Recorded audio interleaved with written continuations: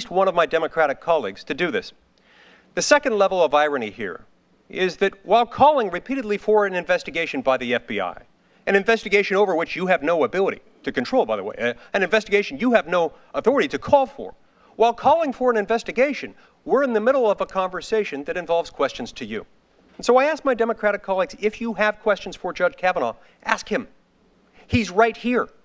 If that's really what you want is the truth, ask him questions right now. Push my microphone Thanks, Mr. Chairman. away and finish Good my afternoon, performance. Judge Kavanaugh. As a federal judge, you're aware of the jury instruction, falsus in unibus, falsus in omnibus. Are you not? You're aware of that jury instruction? Yeah, I am. You know what it means? You can translate it for me, Senator. You can do it better than I can. False in one thing, false in everything, meaning in jury instructions that some of us as prosecutors have heard many times, is told a jury that they can disbelieve a witness if they find him to be false in one thing. So the core of why we're here today really is credibility.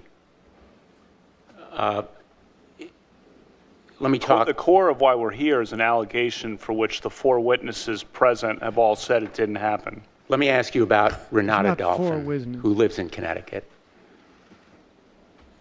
She thought these yearbook statements were, quote, horrible, hurtful, and simply untrue, end quote, because Renata alumni clearly implied some boast of sexual conquest.